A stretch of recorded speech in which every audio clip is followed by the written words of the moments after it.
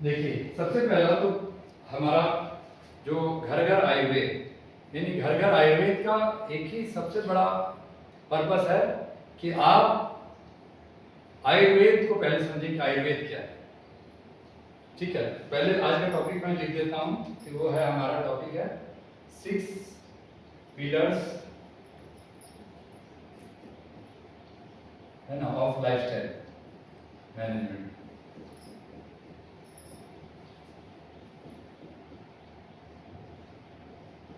Six pillars of lifestyle.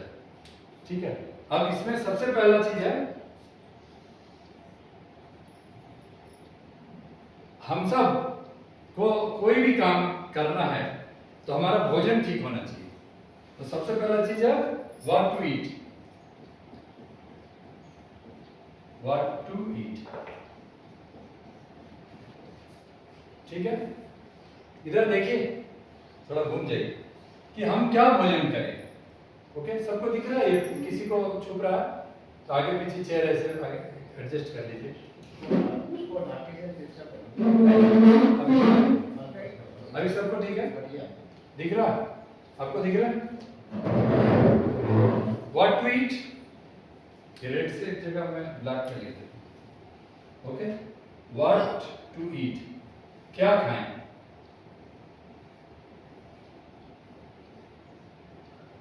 Okay, और how to eat, कैसे खाएं। बैठ के खाएं, चलते चलते खाएं, कैसे पिए, है ना, टीवी देख के खाएं, टेंशन लेके खाएं, बात करते खाएं। ठीक है, और थर्ड,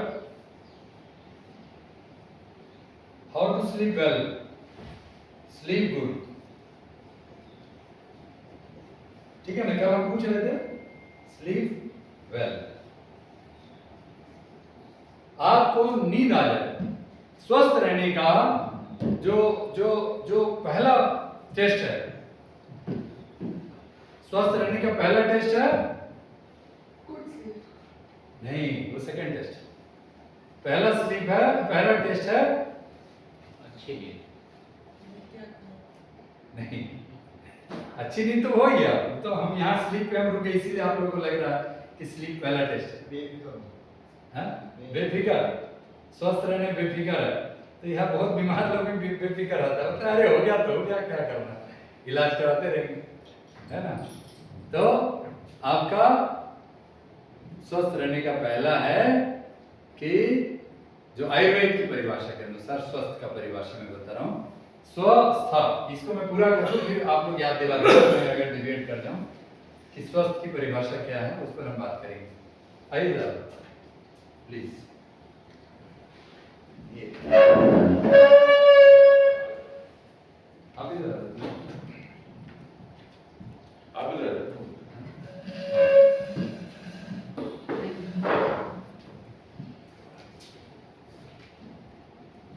पंखा नहीं होगा, नहीं तो उधर लगा दे। तो 6 पिलर्स ऑफ लाइफस्टाइल में हम बात करेंगे, लेकिन स्वस्थ रहने का वो जो परिभाषा, उस पर हम आएंगे बीच में। पहले ये 6 पिलर्स समझते हैं पूरा कौन कौन है। Sleep well, fourth is exercise. आज मुझे एक सज्जन ने बोला, हम बोले योगा करते हैं, सूर्य नमस्कार कर लीजिए। अरे नहीं, हम वॉलीबॉल खेलते हैं। एकदम स्वस्थ है, is very fit, 65 years young, है ना। एक्सरसाइज में कुछ भी करो, बॉडी का एक्सरसाइज होना चाहिए। 5, ओके, इमोशंस। इमोशंस आपको दिख रहा है? इमोशंस और 6, आपका इमोशंस और 6, वेरी गुड, थैंक यू। आज उनका यही टीचर थे क्या? अब नहीं, डिस्क्लोज मत करना। अरे वो स्वामी विवेकानंद की तरह पिछले जन्म में सीख है।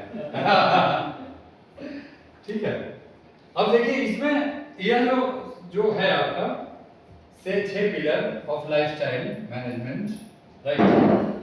ओके, ये मैंने सीखा बिजनेस गुरुओं से, शिवांगी देसाई और स्नेह देसाई जैसे लोगों से।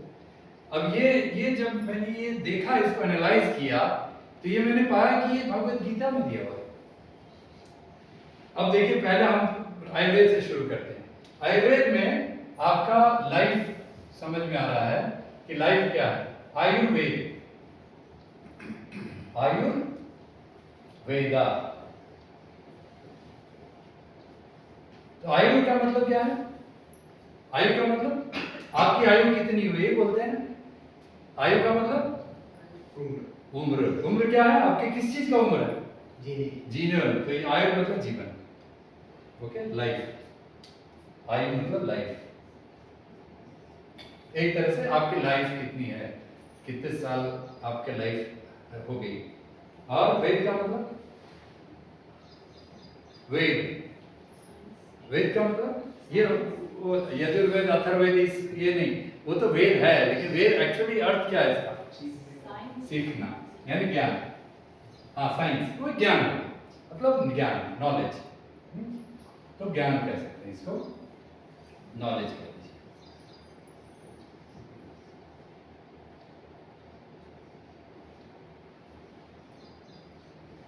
ठीक है, तो जीव, इसको आयुर्वेद कहता है सम दोषा सम अग्निशा सम धातु मलिक्रिया प्रसन्न आत्मी इंद्रिय मना स्वस्थ इति विद्यते। ये देखिए, ये आप लोगों को दिख रहा है ये फोटो, ये है 3 दोष को बैलेंस करना। 3 दोष क्या क्या है? तो पहला है वात, दूसरा है पित्त और तीसरा है कफ। ठीक है, वात क्या था? कल हम लोग बात किए थे, बताइए बात क्या है? यहाँ देख भी सकते हैं, ओपन एग्जामिनेशन है, ओपन एग्जाम है। हाँ, बात क्या है?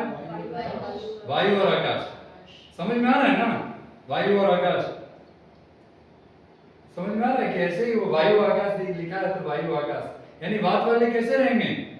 कल आप लोगों ने जिसने जिसने ये फॉर्म भरा है, बताइए वायु वाले का क्या लक्षण रहेगा? मूवमेंट जी, उठता रहेगा, उड़ता रहेगा। आदमी के रूप में बताइए कि उड़ेगा तो कैसा क्या रहेगा? एक जगह नहीं रुकेगा, एक जगह नहीं रुकेगा। अब आप कुछ बोले थे, क्या बोलता रहेगा? हाँ, डिसीजन नहीं लेने का अपना, कभी कुछ हाँ, कभी कुछ, वो टिकेगा नहीं, उसकी बातों में भरोसा नहीं कर सकते। बहुत बड़ा आपको प्रॉमिस कर देगा, जरूरी नहीं है कि वो वही उस पर टिकेगा, वो बदल भी सकता है। ठीक है, अच्छा, पित्त क्या है? पित्त क्या है? अग्नि और जल। तो अग्नि और जल का कैसा नेचर होगा? अग्नि वाला कैसा होगा? गुस्सा होगा। बिना गुस्सा वाला अग्नि वाला नहीं होगा। हाँ, डिटर्मिनेशन मतलब इंटरनल जो फायर है ना, वो उसके अंदर में फायर की शक्ति, ताकत, शक्ति जो भी अंदर का आग है, अंदर से उसको विश्वास है, उसको शक्ति है, उसको घबराता नहीं। ठीक है, ओके, राइट। अगर आप छत्रपति शिवाजी महाराज की पत्नी की माता जी जीजाबाई, माँ जीजाबाई का आप अगर आप प्रकृति एनालिसिस करें, उनका वात पित्त कफ टेस्ट करेंगे, तो आप बताएंगे कि उनकी प्रकृति क्या है। तो उनकी प्रकृति है पित्त कफ की। और शिवाजी महाराज की प्रकृति कोई बता सकता है?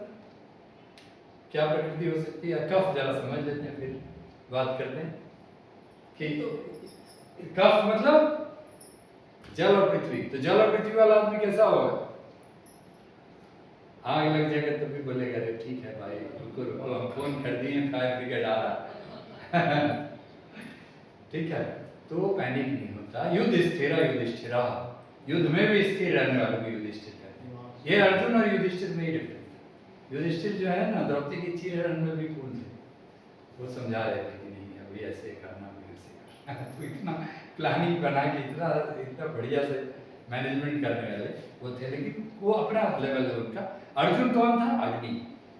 अर्जुन पित्त वाले थे, और अर्जुन के साथ भीम पित्त के साथ अर्जुन, भीम का क्या प्रधान था?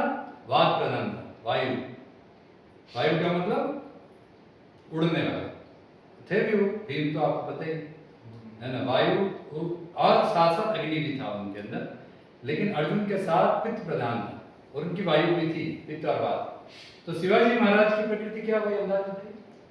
थोड़े नजदीक वाले हैं ना आप लोग सब, शिवाजी का तो हाल फिलहाल का स्टोरी है। शिवाजी महाराज की प्रकृति क्या हुई? पित्त और एक जगह रहते थे वो, तो बात थी, लेकिन अग्नि बहुत मजबूत थी उनकी। तो जितने लोग ऐसे फाइटर्स होते हैं ना और उड़ते रहते हैं, चलते रहते हैं, जैसे फौज में जिनको जिनको होता है जॉब, जनरली पित्तवात है। फौज में भी देखा जाता है किसको कौन सा डिपार्टमेंट में ट्रांसफर करना है।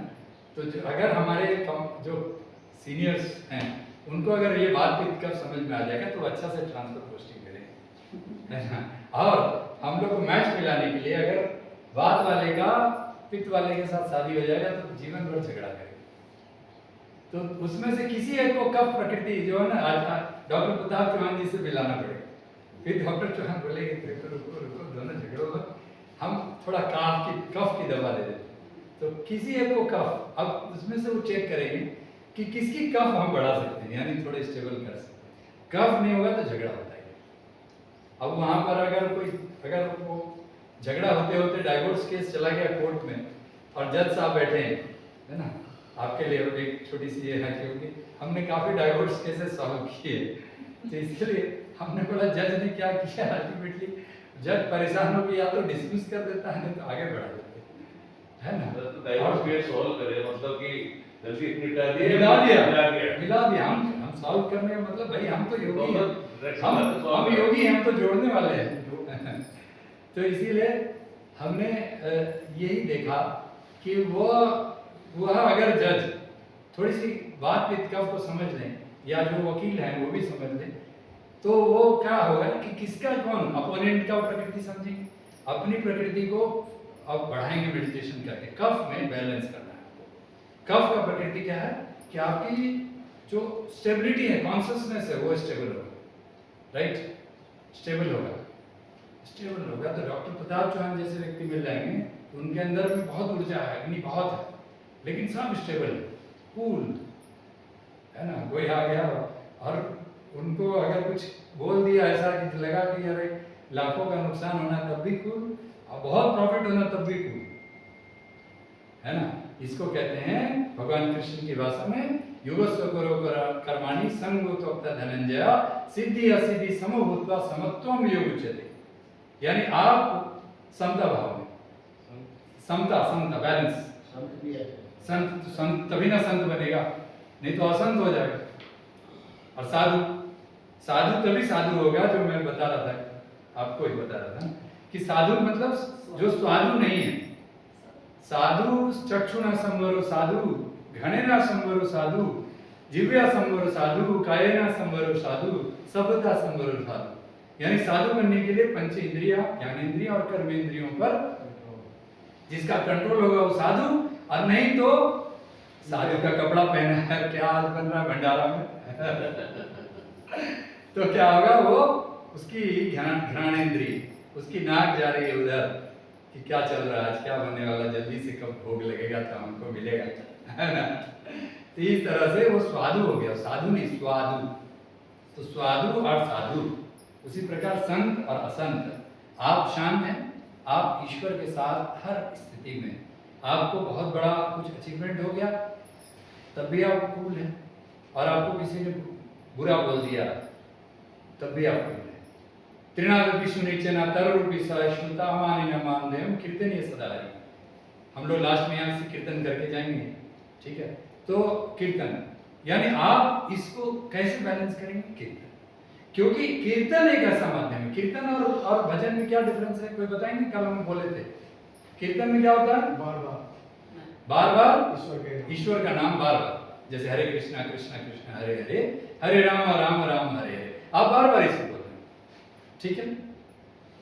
तो ये जब ईश्वर का नाम बार बार नाम जाप करते हैं और उसमें गीत, उसमें संगीत होता है, नृत्य होता है, तब यह कीर्तन है।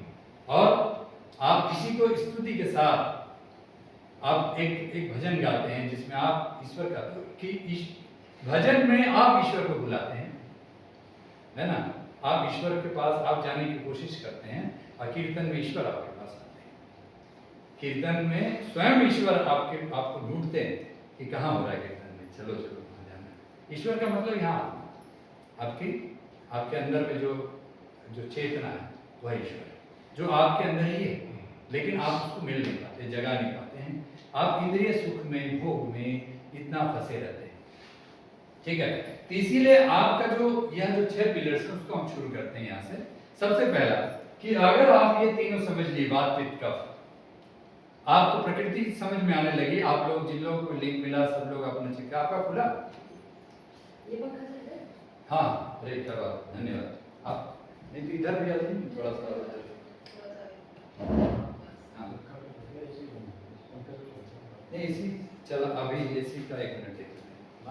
हाँ नहीं, बंद नहीं है, चल रहा फैन, उसको ठीक कर देते हैं। मैं फैन मोड से एसी मोड में।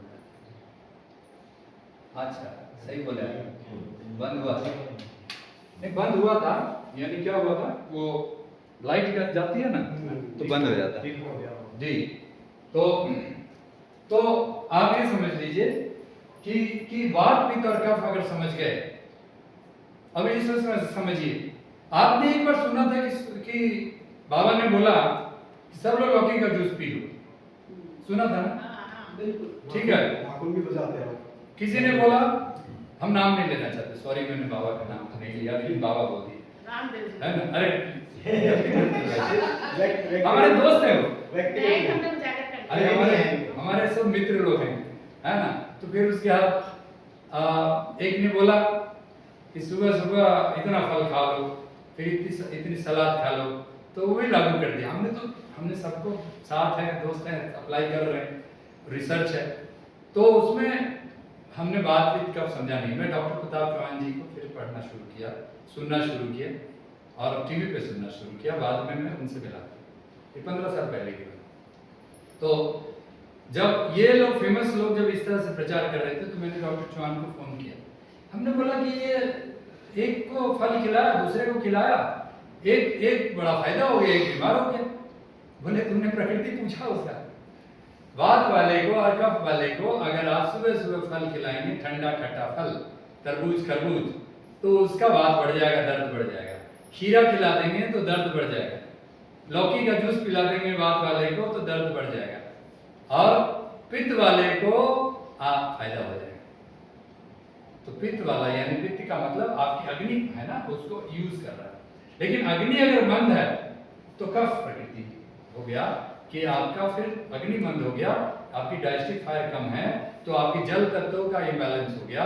जल ज्यादा हो गया तो आपकी बॉडी में इम्बैलेंस हो रही है, आप स्थूल हो रहे हैं, आपकी हाइपोथायराइड हो रही है, आप मोटे हो रहे हैं, आप सुस्त हो रहे हैं, आपको काम करने की ऊर्जा नहीं है। यह सब कफ की विकृति है। और कफ की प्रकृति है कि आप कूल है और कूल है, लेकिन आपके पास अंदर से पित्त है, मतलब अग्नि भी है। फायर का जब यूज होता है तो आप करते हैं, और वात भी है।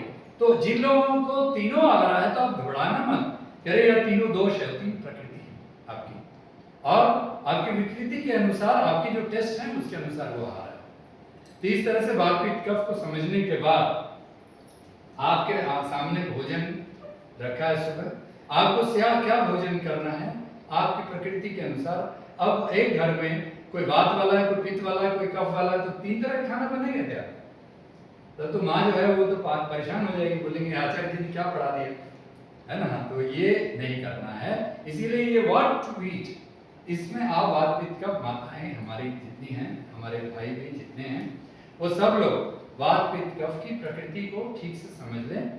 मोटी मोटी बात जो बहुत आसान है, आपको हमने PDF फाइल दिया है ना, आपको मैं भेज दूंगा, और उसमें आपने जिन लोगों ने वो देखा वह प्रकृति का आपको हम थोड़ा सा दिखा देंगे कि वह प्रकृति आपका वात पित्त और कफ के आधार पे आप उस प्रकृति को समझ लीजिए अपने बॉडी के हिसाब से, जिसको बॉडी टाइप बोलते हैं। बहुत आसान इसीलिए है क्योंकि जीवा पब्लिक स्कूल के बच्चे आपकी प्रकृति टेस्ट कर देंगे आपसे बात करके। हमको किसी ने बोला कि आप नाड़ी देख लीजिए, हमने नाड़ी देखने की आवश्यकता नहीं है, आपसे बात करेंगे आपकी प्रकृति समझ में आएगी। ठीक है, आपकी थोड़ी सी जो क्लिनिकल टेस्ट है, हम आपको एक फॉर्म भी बनाए हैं हम आपके लिए, एक और फॉर्म है।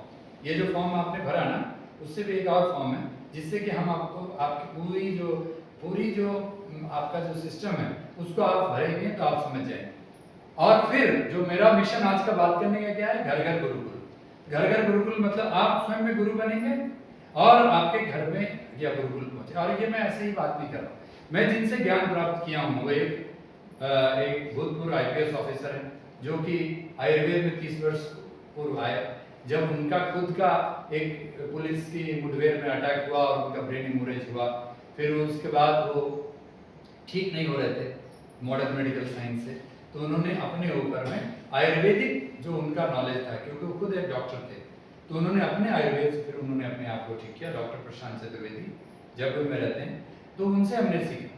तो वो जो पढ़ाए लॉकडाउन में हमने उनकी कोर्स कराई।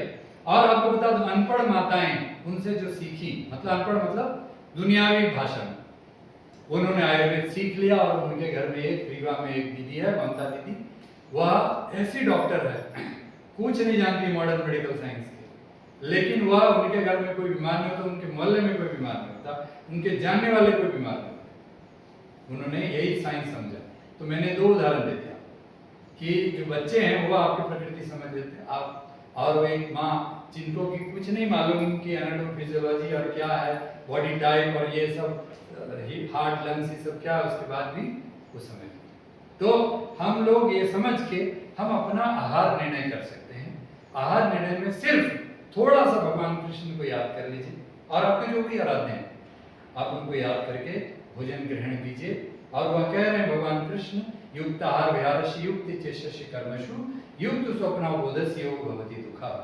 आपका आहार सही हो, युक्त आहार, विहार आपका विहार सही हो जाएगा, रहन सहन सही हो जाएगा। युक्त आहार विहारस्य युक्त चेष्टा, आपका जो चेष्टा, कोई भी काम करने के लिए आप चेष्टा करते हैं, एफर्ट लगाते हैं, ठीक है। यहाँ आए तो बिना एफर्ट के तो नहीं पहुंचे, आपने प्लान किया, बहुत मेहनत किया, बहुत सारी चीज़ों को छोड़ना पड़ता है, बहुत सारे सेक्रीफाइस करनी पड़ती है। किसी घर में बच्चे छोटे होते हैं, बहुत सारे लोगों के क्या क्या प्रॉब्लम्स होते हैं, उसको सबको मैनेज करके आप यहाँ आते हैं। 10 दिन 15 दिन निकालना, किसी के लिए 2 दिन 3 दिन में निकालना बहुत मुश्किल होता है।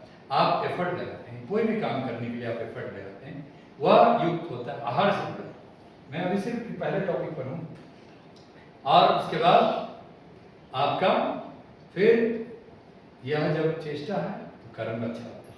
कर्म का हमने परिभाषा दिया, कर्म इतना बढ़िया हो जाता है।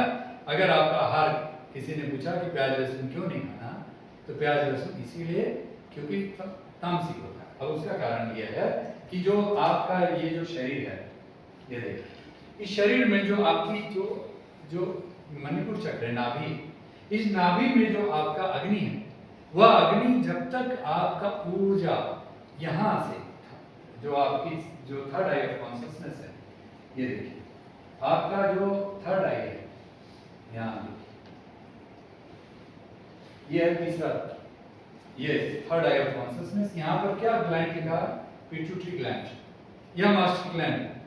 यह ग्रंथि तभी जागृत होता है जब आप बुद्धिमान होते हैं, आपका मन चेतना से ईश्वर की ओर जाने लगता है। यहाँ तीसरा नेत्र, आप ईश्वर को समझने लगते हैं और रियलाइज करते हैं कि ईश्वर मेरे साथ है, ईश्वर आपकी आत्मा ही है जो आपके साथ रहता है। यह तीसरा नेत्र का शक्ति है। और इस जगह पर आपको यह फिर समझ में आने लगता है कि आत्मनम रथिनम, जो पहला श्लोक में यहाँ पर है कि आत्मनम रथिनम विधि शरीरम रथमे विदु बुद्धिम तुषार विधि मना प्रग्रमे विचार। आप देखिए कि ये 10 इंद्रियां जो आपको, जो साधु को स्वादु बनाता है, और हम सब स्वादु होते हैं, स्वाद को देख कर खाते हैं। सुबह सुबह हमें नाश्ते में क्या भोजन करना है वह नहीं पसंद आया तो हम साधु बनेंगे, तो हम उसको समझ के खाएंगे। तो साधु बनने के लिए आप अर्पण करेंगे, बोलेंगे हम भोग लगा खा रहे हैं, तो आप ईश्वर का नाम लेके खाते हैं, तो आपका वो टेस्ट जीवा इंद्रिय से आपके लीवर की तरफ चला जाता है, माइंड, और लीवर के हिसाब से फिर आप सही भोजन करते हैं। तो सही भोजन के लिए आपकी समझदारी आपकी आत्मा से जुड़ी होनी चाहिए। आपकी समझदारी कहाँ से जुड़ी होनी चाहिए? आत्मा से। आप जब तक आत्मा से बात नहीं करेंगे तो आप लोग भोजन करने से पहले भगवान का नाम लेते हैं सभी लोग? एक कोशिश सिर्फ किसी को कुछ भी आता हो, गायत्री मंत्र तो सबको आता है, जिसको जो मंत्र आता है 3 बार उसे एक बार तो जरूर नाम ले लो। और जब जाप कर रहे हैं तो ऐसे नहीं उत्तम ब्रह्म स्वभाव मध्यम ध्यान धारणा जप स्तुति श्याधमा मूर्ति पूजा अधमा अधमा। मूर्ति पूजा कर रहे हैं और मन जो है ईश्वर में नहीं, तब कोई करें। भगवान की मूर्ति सामने रखी है और भगवान का अनुभूति नहीं, और आपके कर्म कर रहे हैं लेकिन हर समय ईश्वर का भाव है, तो वो ज्यादा बड़ा साधन है। इसीलिए दोनों में आपको यह समझना है कि जो मूर्ति पूजा करते हैं वो भी महान है अगर भाव अच्छा है, और जो नहीं करते निराकार ब्रह्म की साधना करते हैं वो भी महान है अगर भाव उनके साथ। तो भाव आपका अगर है तो आप अपने शरीर के अंदर ईश्वर को देखते हुए आपको इस तीसरी नेत्र की जागृति के साथ भगवान का नाम लेके, और जो आपके थाली में आया वह थाली आप ग्रहण करो प्रसाद की, और उसको ग्रहण करके और आप उसको लें। ये है फर्स्ट बात। एक तो मैंने वात पित्त कफ बता दिया, दूसरा आत्मा की जागृति बता दिया, व्हाट टू ईट, प्रकृति को समझ लिया और भाव के साथ आपने भोजन किया। और तीसरी बात, एक डायबिटीज का मरीज है और उसको आप बार बार करेला खिलाते हैं, बार बार बोलते हैं तुमको मीठा नहीं खाना, डॉक्टर ने तुमको अभी पराठे वाठे बंद कर दिए। अब मेरी माँ को डायबिटीज हुआ तो मैंने मेरी माँ को पराठे बोली रोज खिचड़ी खिला रहे हो, पराठे कब खिलाओ? मैंने बोला खिलाऊंगा। तो मैंने उनके लिए वात पित्त कफ बैलेंस करने वाला पराठा बनाया। आप लोगों को वो पराठा बनाना सीखना है, यानी प्रकृति का पराठा जी, यानी आप पराठे उस तरह बनाइए जिसमें मिलेट्स का पराठा बना सकते हैं। आप उसमें बढ़िया सब्जियां डालिए और टेस्टी बनाइए। आप अगर डायबिटीज ठीक करना चाहते हैं और आप उसके मन को दुखी करके भोजन दीजिएगा तो लार नहीं निकलेगा। और पहला डाइजेशन तो यहाँ से शुरू हो। अगर आदमी खुश होकर नहीं खाना खाएगा तो फिर उसको अच्छा लगेगा। तो सेकंड पार्ट जो यहाँ पर आ गया, हाउ टू ईट। तो पहला पार्ट है क्या खाना, वो समझ में आ गया। सेकंड पार्ट है हाउ टू ईट। आप भोजन करते समय मस्त रहिए, ठीक है, ईश्वर का नाम लेके साथ साथ आप ईश्वर का नाम लेने के साथ साथ आपका भोजन स्वादिष्ट हो, आप उसके लिए व्यवस्था करें कि अच्छा बनाए। आप उसमें जो कंटेंट है आपको समझ में आ गया कि बंदे को एसिडिटी होती है, बॉडी पेन होता है, तो आप उसको इस तरह से दीजिए कि आप उसको मैक्रो न्यूट्रिएंट्स में क्या क्या है, प्रोटीन, कार्बोहाइड्रेट और फैट। अब आप ये समझ लीजिए कि कितना उसको फैट देना, कितना प्रोटीन देना, ये आप धीरे धीरे समझ लीजिए। ये माताओं की और सबकी बात हो रही है, लेकिन हम माताओं को ज़्यादा एम्फेसाइज इसलिए कर रहे हैं क्योंकि उनके परमिशन के बिना खाना जो है ना वो प्रॉपर बनेगा नहीं है उनके ये से, इसलिए उनको आयुर्वेद का गुरु बनना है, ठीक है। और उसमें ये बात वात पित्त कफ के साथ साथ उनको समझना है कि आहा क्या एक इससे स्मेल आते ही उनको लग जाए कि अरे क्या खाना है आज, बहुत बढ़िया है, देख के भी मजा आ जाए। और आपकी सारे न्यूट्रिएंट्स हैं उसमें, प्रोटीन कितना, फैट कितना है, ये ठीक है। आपको अगर राजमा छोले नहीं बचता, पनीर पराठे नहीं बचते, तो आपको जिनको वो बचता है लेकिन प्रोटीन देना है, आप प्रोटीन नहीं खत्म कर सकते। जितने लोग यहाँ पर जो अर्थराइटिस के पेशेंट हैं जिनके घुटनों में तकलीफ है, आपको पता है बिना प्रोटीन और फैट के आपको ठीक नहीं होगा घुटना। आप उसको कैसे ठीक करेंगे अगर आप प्रोटीन पचा नहीं सकते? आपको राजमा छोले पनीर चाहिए लेकिन वो पचेगा नहीं, तो उसको बचाने के लिए हम चौथा चीज है वो एक्सरसाइज। यहाँ पर हमारा सुबह में आधे लोगों को डॉक्टर भी बोल देते हैं, कुछ लोग अपने मन क्या योगा कराएंगे आचार्य जी, है ना। तो योगा क्लास में नंबर, शाम के सत्संग में 100 और सुबह में आधा। तो कुछ लोग तो मुझे ये कहते थे कि आचार्य जी मेरा 8 बजे ट्रीटमेंट था ना इसीलिए मैं नहीं आया। तो हम बोले 7 बजे से 8 बजे तक योगा होती है।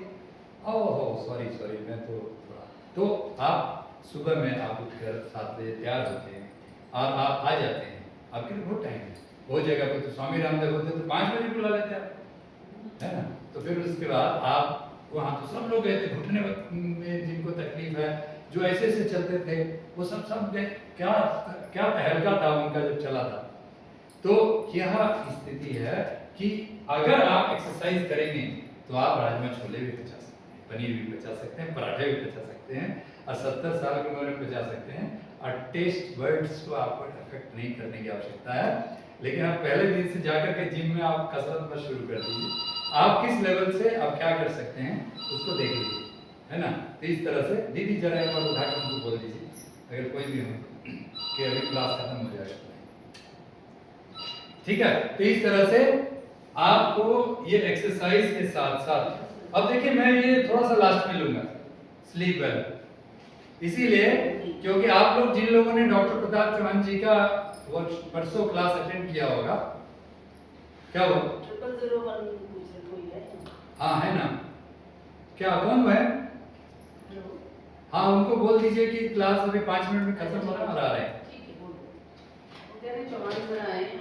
हाँ ठीक है, आपका बुलाना है, कोई बात नहीं, अभी तो हम सब कंक्लूड करेंगे 5 मिनट में। देखिए तो सबसे बड़ी चीज है कि ये स्लीप वेल, या आप लोगों को याद होगा कि डॉक्टर प्रताप चौहान जी जितने लोग यहाँ थे, कौन कौन थे जो हाथ उठाइए, परसों जो हुआ था, उन्होंने क्या बोला कि नींद कब अच्छी आएगी जब तुम आत्मा बनोगे, याद है ना। तो आत्मा के ही साथ हमने शुरू किया कि आत्मा के साथ आपको भोजन भी करना और आत्मा के साथ निद्रा भी प्राप्त करनी, यानी आपकी जब तक आत्मा नहीं बनेंगे तब तक आप अच्छी निद्रा नहीं प्राप्त कर सकते। तो एक तो है कि आपको भोजन कैसे करना या और भोजन क्या करना। हाँ 5 मिनट बाद, हाँ बोल दीजिए 5 मिनट, ठीक है। तो आपको आत्मा बनना है, आत्मा बनने के लिए आपको अपने इमोशंस और एनवायरनमेंट को ठीक करना, राइट। एक्सरसाइज का तो ये है पार्ट कि आपको योग भी करना है, योग आपकी कैपेसिटी के अनुसार जो हो सकता है वो कीजिए। प्राणायाम कीजिएगा, आपको कल आप सुबह आएंगे, हम आपको 12 तरीके का प्राणायाम बताएंगे। हम आपको मुद्राओं के साथ प्राणायाम कराएंगे, जो यहाँ हस्त मुद्रा इतनी जो लगी हुई है, और मुद्राओं का विज्ञान यह है कि आप एक मुद्रा को आपकी पूरी बॉडी की, जो हमने पंचमहाभूत का जो आपको यहाँ पर उदाहरण दिया, ये पंचमहाभूत, ये जो पूरा पृथ्वी जल अग्नि वायु आकाश, ये सारा वात पित्त कफ, ये देखिए सारी हस्त मुद्राएं, ये सारी मुद्राएं आपका यह, आप 10 मिनट, अगर आपको सारी मुद्रा नहीं लगानी, आप 2-3 मुद्रा आपको जो जरूरी हो आप लगा लीजिए, और आप प्राण शक्ति के साथ आप मुद्रा को जागृत करते हैं तो आपकी सारी चक्रास आपकी खुलने लगेगी, ये सारे चक्रास आपके खुलेंगे, और चक्रास के साथ जो आपकी एंडोक्राइन ग्लैंड्स हैं, हार्मोनल सिक्रीशन से वो मैनेज होंगे। और ये देखिए हर चक्र के साथ जो हमने योगासन दिया, कितने लोग नीचे बैठ के खाना खाते, नीचे बैठ के कोई भोजन करने वाला बस? अच्छा कभी भंडारा में जाते हैं तो लंगर में जाते हैं, वहाँ डाइनिंग टेबल होता है क्या? आजकल दूसरा होने लगे, कुर्सी टेबल होने लगा। हाँ लेकिन हमने तो गुरुद्वारा में देखा नीचे बैठते ज्यादातर, नहीं कहीं बुजुर्गों के ऊपर लगा, हाँ बुजुर्ग में लगा, अब ठीक है, लेकिन ज्यादातर में लोग जी नीचे बैठ जाते हैं। नीचे बैठता है। तो आप नीचे बैठ रहा है, और नीचे अगर आप भोजन करेंगे नीचे बैठ के, ये है नीचे योग मुद्रा लिखा हुआ। आपको बता दूं जितनी बार भी आप झुकेंगे निवाला लेने के लिए, उतनी बार आप अपने डाइजेस्टिव ट्रैक्ट को ठीक करेंगे, और आपका ये जो है, ये जो डाइजेस्टिव सिस्टम है, या जैसे ठीक हो गया तो ये दोनों problem solve, what to eat, how to eat. कैसे? कुर्सी पर बैठना छोड़ दो, डाइनिंग टेबल को त्यागना शुरू करो, और पालथी मार के नीचे बैठकर भोजन करना शुरू करो। डाइनिंग टेबल को मीटिंग टेबल, स्टडी टेबल बना लीजिए, और नीचे बैठ के भोजन कीजिए। पालथी मार के धीरे धीरे प्रैक्टिस करने की कोशिश कीजिए, अगर आपके आर्थराइटिस नहीं हुए, घुटने खराब नहीं हुए हैं तो, ठीक है। इसके बाद आप उसके बाद आपका जब ये ठीक हो गया तो, या जो आपका ये 4 पुरुषार्थ है, लास्ट टॉपिक है हमारा, please don't disturb for 5 minutes, हाँ ठीक है। तो आपकी जो 4 पुरुषार्थ है, इस 4 पुरुषार्थ का ये है कि आपकी इमोशंस और एनवायरनमेंट, इन दोनों का बैलेंस करें। 4 पुरुषार्थ, इमोशंस को डिवोशन बनाइए, इमोशंस का डिवोशन, डिवोशन का मतलब कि आपके भगवान आपके साथ हैं, जो हो रहा है वह हमारे सब प्रारब्ध हैं, लेकिन पुरुषार्थ यह कहता है कि आपको कुछ भी हो रहा है, आपके कुछ भी होने के बाद भी आपको कर्म करते रहना है ना, कर्म करते रहना बस। या आपको, और एनवायरनमेंट आपका ऐसा होना चाहिए कि आप सत्संगेषु भवेन मुक्ति असत्संगेषु बंधनम, आप जिनके साथ रहते हैं आपका वह मुक्ति के रास्ते पर ले जाने वाला संगति होनी चाहिए। त्यज गुरुजन संसर्गम भज साधु समागम करो पुण्य हो रात्र स्मर नित्य नित्य। आप सत्संग में रहिए, आप अच्छे लोगों के साथ रहिए, आप उनके साथ सत्संग कीजिए और आपका जो ये है पंचमहाभूत है, जो पृथ्वी जल अग्नि वायु आकाश है, इसके एनवायरनमेंट ठीक कीजिए, एयर कंडीशनिंग में कम रहिए, फ्रेश एयर लीजिए, सूरज के साथ दोस्ती कीजिए। आप सुबह जरूर चलिए या सुबह आप नहीं जा पाते हैं तो कम से कम कुछ ऐसा कीजिए कि सुबह में सूर्योदय के समय आप कोई ना कोई एक्सरसाइज कर लीजिए, कुछ प्राणायाम कर लीजिए, कुछ आप वहीं पर खड़े होकर के कुछ एक्सरसाइज कर लीजिए। लेकिन आप पंचमहाभूत को जितना रिसीव कर सकते हैं उतना रिसीव कीजिए या दो एनवायरनमेंट आप ठीक कीजिए और इमोशंस को डिवोशन में बदलिए। आप हर चीजों में या भक्ति को आप डालिए कि जो कुछ भी होता है वह सब ईश्वर की इच्छा से अच्छा होता है।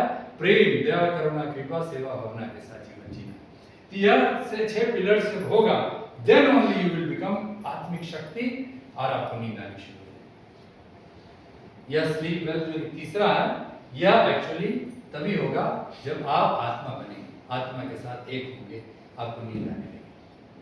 आप नहीं तो स्लीपिंग पिल्स लेंगे और उसके बाद भी आप तनाव में रहेंगे, थॉट्स आपके 4 पुरुषार्थ के साथ नहीं होंगे, धर्म अर्थ काम मोक्ष जो मूलाधार चक्र है, it is the base of our life.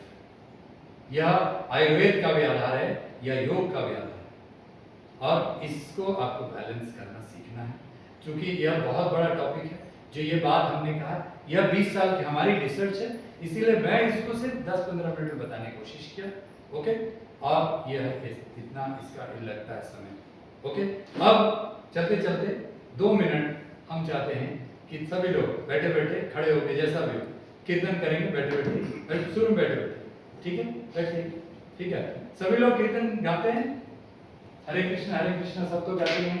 चलिए शुरू करते हैं, 1 2 3 अच्छे से तुम लगाइए। हरे कृष्णा हरे हरे हरे राम हरे राम राम राम हरे हरे हरे कृष्णा कृष्ण कृष्ण हरे हरे हरे राम हरे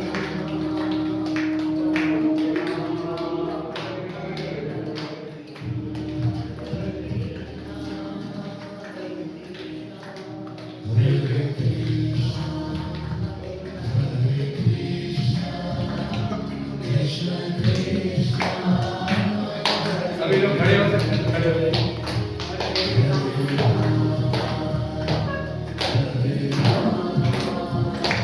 राम राम आगे नहीं, ये पैर को उठा के बगल में या पीछे पीछे।